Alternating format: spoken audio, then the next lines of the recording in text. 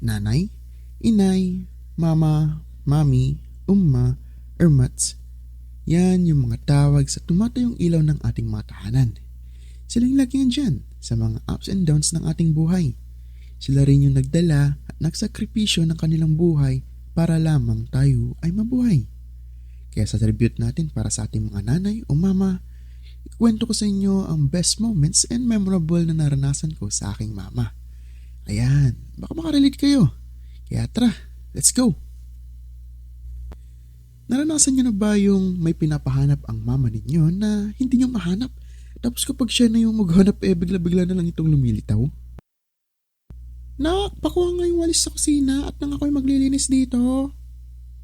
Sige po ma, sandali lang. Ma, saan dito yung walis? Di ko po makita.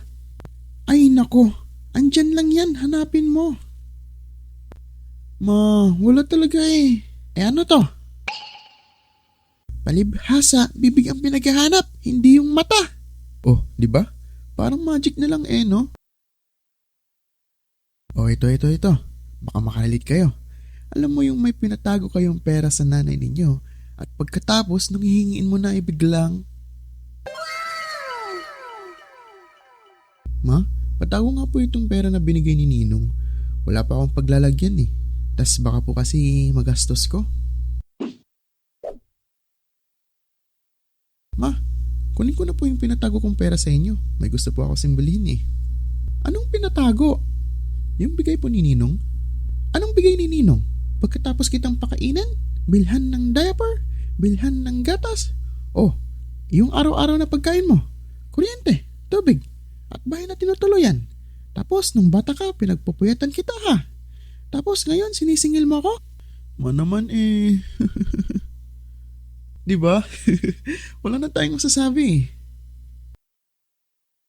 Ito yung hihingi ka, tapos marami pang sasabihin pa ako kabigyan. Ma, pengi po 500. Ha? Anong 400? Ang laki naman ng 300. Anong gagawin mo sa 200? Akala mo madaling kumita ng 100? 50 nga, nahihirapan ako eh. 20 pa kaya, buti may 10 ako. O, ito 5. O, diba? At least nabigyan. Ito, panigurado. Relate na relate kayo dito. Ma, ang sakit ng ulo ko.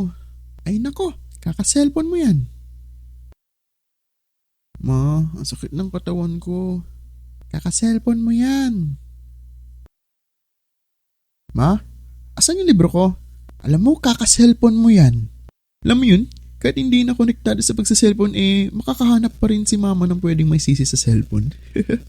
Ito, isa pa. Feeling ko makaka-relate din kayo.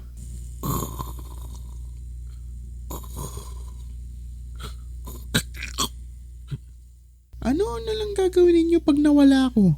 Puro kayo cellphone, puro kayo higa. Wala na kayong nagawa dito sa bahay. Kami, nung bata kami,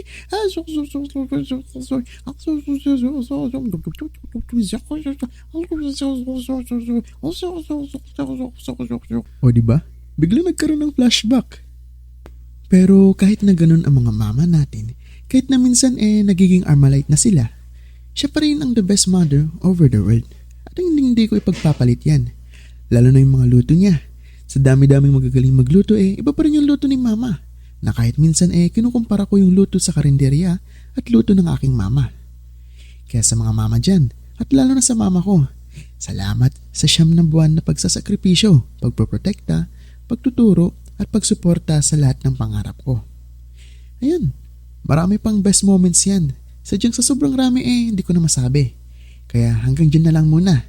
Kaya ayun, muli, Happy Mother's Day sa mga mama dyan, lalo na sa aking mama. Happy Mother's Day po!